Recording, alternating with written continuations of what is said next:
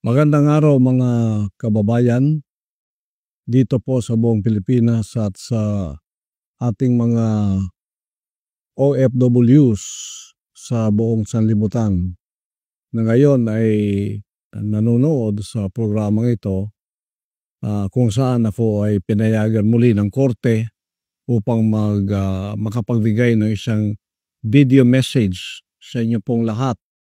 Kinalulungkot ko po na baka hindi ako payagan sa face-to-face debate, pero sa kabutiang palad ako'y binigyan ng pagkakataon ng korte na makapag-video message sa inyong lahat. Ang una-una ko pong advokasya, ako'y magtatrabaho po. Pupunta ako sa politika, hindi ko hanap ang pera. Hindi ko hanap ang katanyagan. Nasa akin na po lahat yun. Hindi ko na po kailangan yun. Ako ay magtatrabaho lang at tutulong para mabigyang solusyon ang ating mga kinakaharap na problema.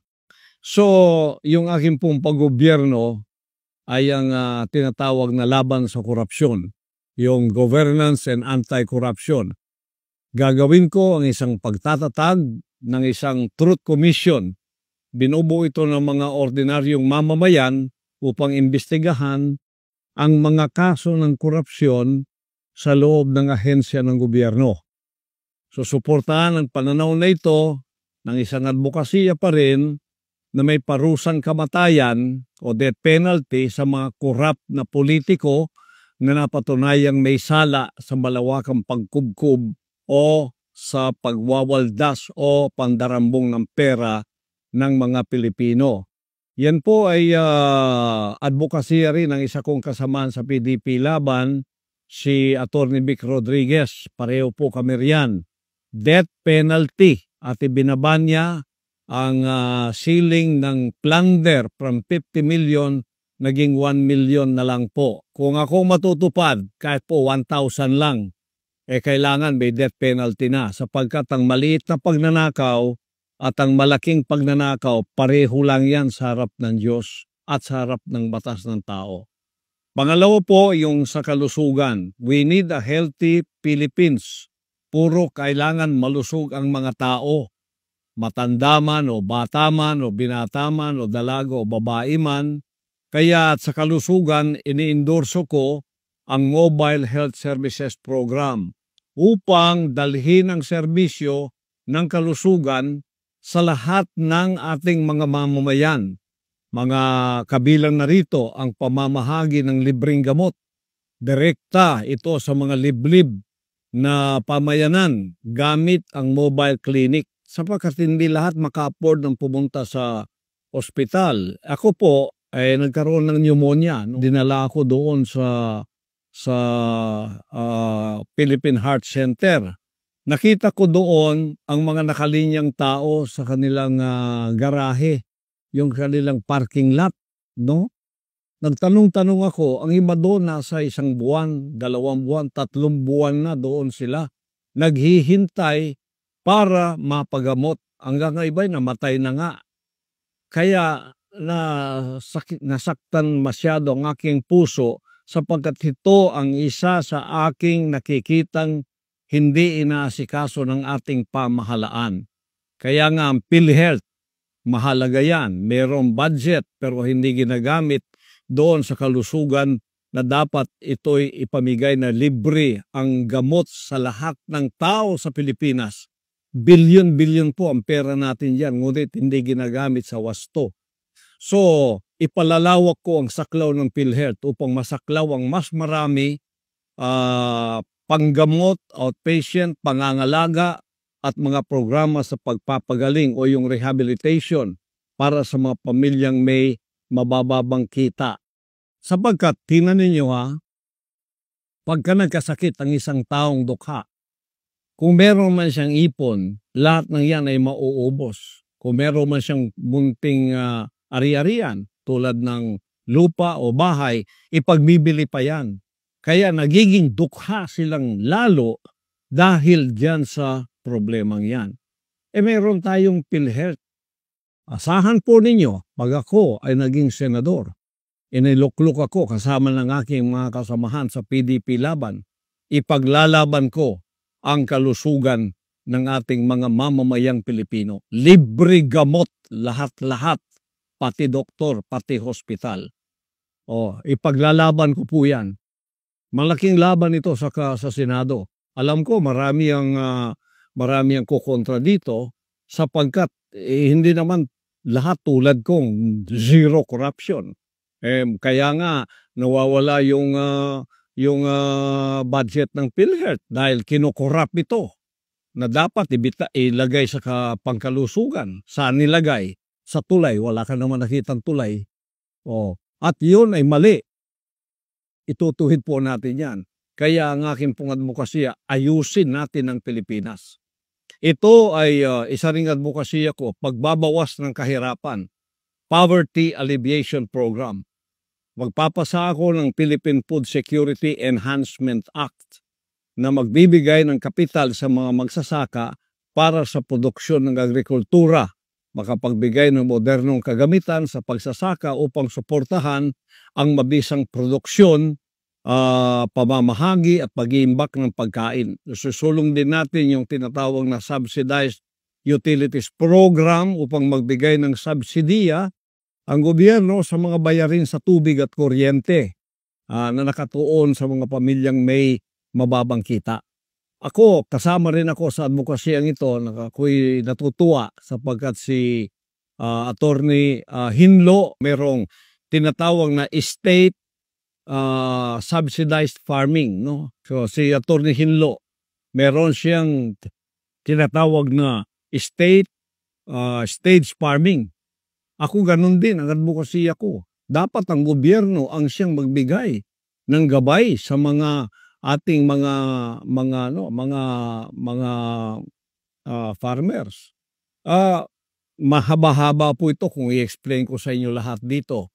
Mamaya na pagka tayo ay nandyan na sa Senado kung ako'y papalarin ng dakilang ama, sasabi ko po sa inyo, nakadetalye na po yan lahat sa aking panuhala. Detalyado na po yan kung paano gagawin. Ngayon, medyo mga ano lang ito, mga introduction lang para sa inyong kaalaman. Pagkatapos, hindi lang ang pamayanan ang dapat malusog na Pilipinas, kundi may edukasyon na Pilipinas. Kasi nakita ninyo, ang edukasyon natin, napakababa. Marami ang college graduate pero hindi naman makapagtrabaho.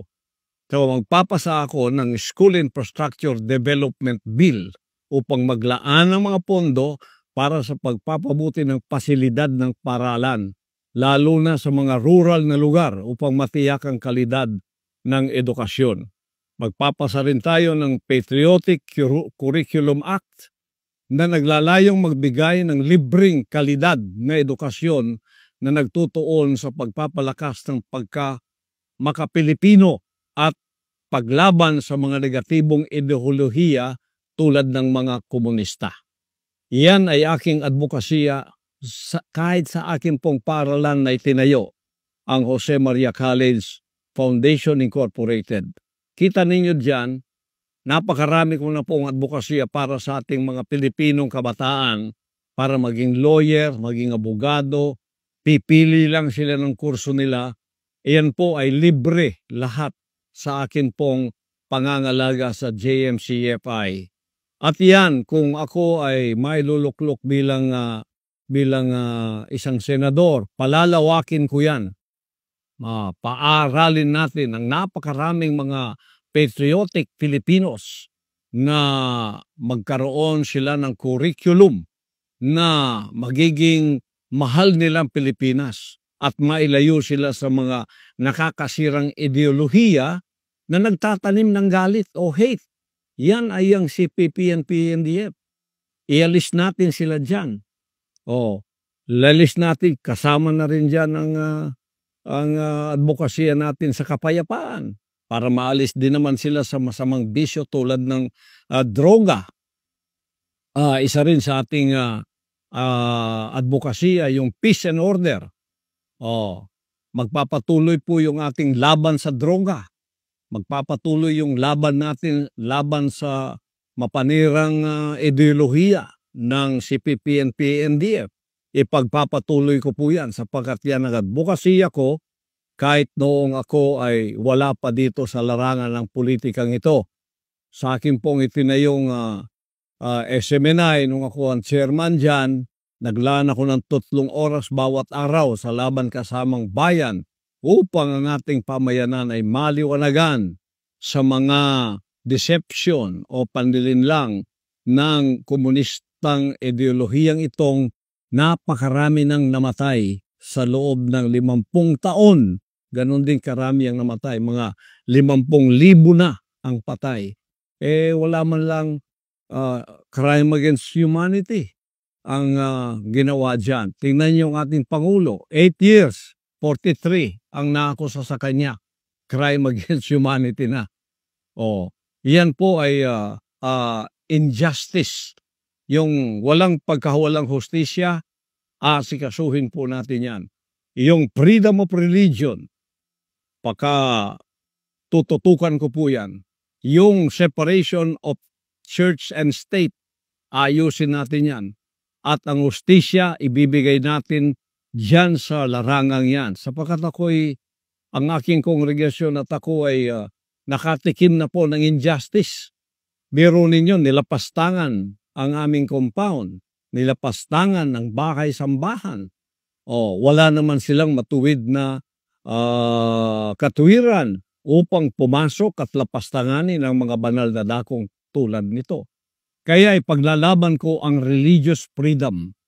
Puprotektahan ko ang lahat ng mga relihiyon basta't pagkilala sa Diyos at merong kabahagyanan sa relihiyon.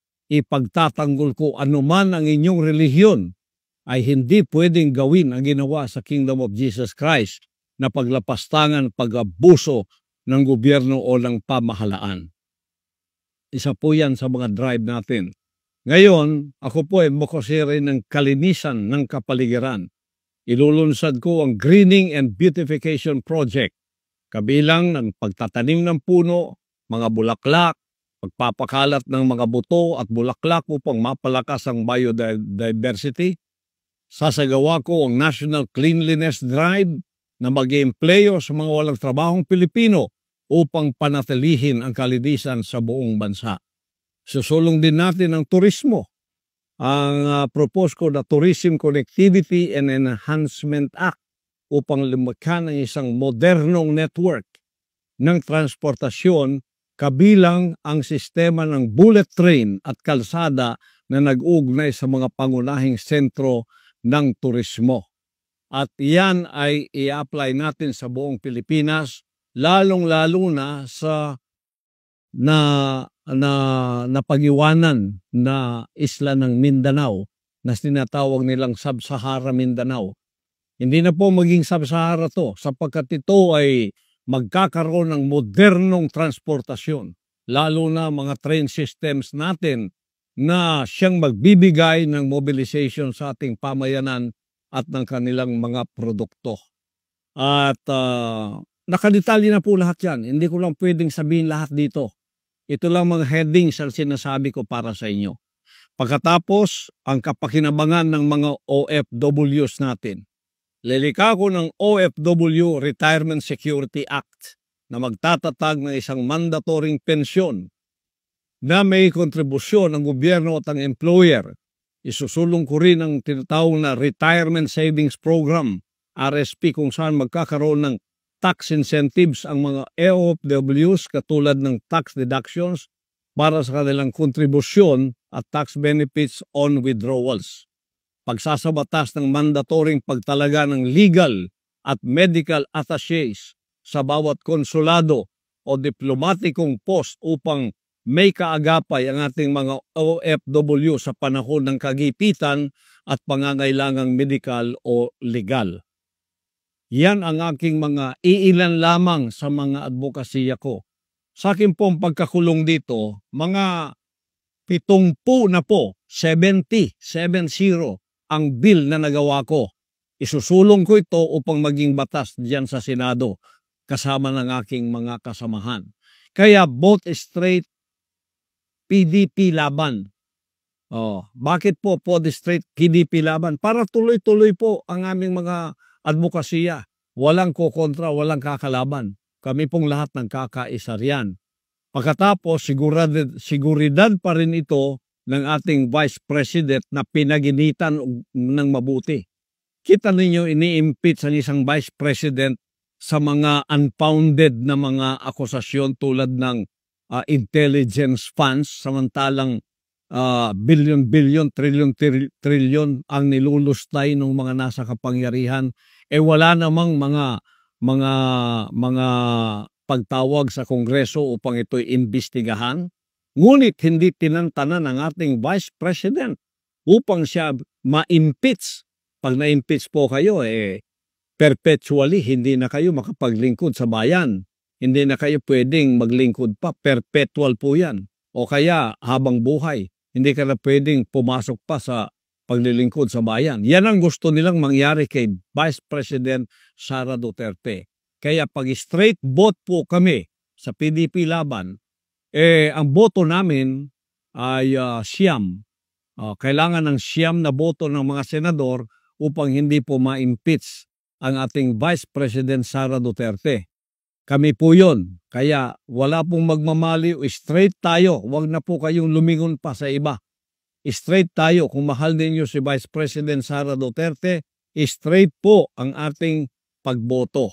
At yan ay meron kaming special sample ballot na ipamimigay sa inyo para hindi ninyo makalimutan ang mga pangalan at number noong aking mga kasamahan. Ako po si Pastor Apollo Kibuloy, number 53 sa inyong balota. Huwag po ninyong kalimutan, number 53 sa inyong balota. Si Jimmy Bondok po, number 10. Si Bato de la Rosa, number 22. Si Bongo, number 28. Huwag ninyong kalilimutan. Si JB Hinlo, number 30. Si Raul Lambino, number 34. Si Rodante Marcoleta, number 38. Si Doc Marites Mata, number 42. At pagkatapos, number 56 po, si Atty. Vic Rodriguez. At number 58, si Salvador Philip Philip Salvador, number 58. At ako po, ang inyong lingkod, Pastor Apollo Kibuloy, number 53 sa inyong balota. Straight po, huwag na kayong lilingon pa sa iba para ito'y magamit natin. Alam ko itong aking makasamahan dito, katulad ko sa advokasya. Hindi kami pwedeng baguhin ng pera. Hindi kami pwedeng suhulan ng pera. Hindi kami pwedeng kumbinsihin na kumampi sa mali dahil sa pera. Hindi po. O kaya sa pabor. Napatunayan na po natin yan. Sa panahon ng ating kagipitan, hindi po namin iniwanan ang ating Pangulong Duterte. Kahit na ako'y pinahirapan, tinanggalan ng SMNI ng unlimited suspension. Hindi lang matanggal-tanggal yung franchise ng SMNI. Kaya ang kanilang suspension indefinite. Biro ninyo, inalis nila yung aming pre-TV. O daming istasyon yan, 18 istasyon. At ilang mga pre-TV sa buong Pilipinas. Biglang-bigla ginanon nila, wala naman sa batas yun. Pero silang batas ngayon eh. Walang batas-batas sila. Basta sinabi nila, yun ang tutuparin nila kahit may batas wala. Ang isa lang sasabihin nila, sige, magsumbong kayo sa korte. Sa korte na tayo magkikita. Sa 16-day siege, andala. Isang warrant of arrest, hindi naman pangalan ko at hindi address ko. Sinabi ng mga lawyer ko, against the law yung ginagawa ninyo. Hindi naman dito si pastor. Hindi. Sa gusto nyo dilip, hindi. Papasok kami. Pumasok, 16 days pa. Kung may reklamo kayo, sa korte kayo pumunta. Ganon ang panahon ngayon. Babaguhin po natin ang pang-aabusong yan. Kaya kailangan po natin straight PDP laban para sa ating Vice President, hindi ma-impeach. Tingnan po ninyo ang nangyari ngayon sa ating Pangulong Duterte. Ang sinabi ko na sa inyo na ako ay gustong extraordinary rendition ng mga puti nung mga panahong ako'y umiiwas. Hindi nila ako nakuha. Ngayon, binigyan ako ng garantiya ng dalawang kinatawan sa gobyerno na walang rendition, kaya lumitaw ako. Ngayon, harapin ko sa korte. Kasi nung wala pang garantiyang yan, siguradong ibibigay nila ako sa kamay ng mga puti. At ganitong gagawin nila sa ginawa ni Pangulong Duterte. Kaya, ang kapalaran ko at kapalaran ng Pangulong Duterte ay pareho. Nakakulong kami. Nakulong siya doon sa The Hague, ako nakulong din dito, at ito ay walang mga prosesong tama. Ngunit ito itatama natin pagdating ng panahon.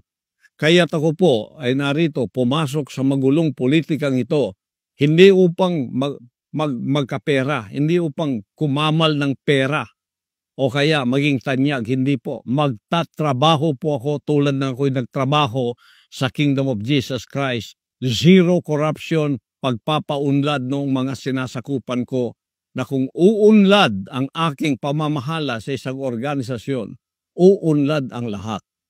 Wala pong personal interest. Kaya idinimanda ako, sinanksyon ako para maipit ang aming mga propriedad, ang lahat ng nakapangalan daw sa akin, babawiin nila. Biro mo kay injustice niyan. Pagkatapos sinuri nila, ni isa walang nakapangalan sa akin. Ngunit gusto pa rin nilang kunin ang mga propriedad ng bansang kaharian. Anong klase ito na itutuwid natin ang injustice na ito? Hinahanap, hindi lang ako, kundi pati gold, pati property ng bansang kaharian. Papayagan ba natin ito ay magpapatuloy? Hindi po.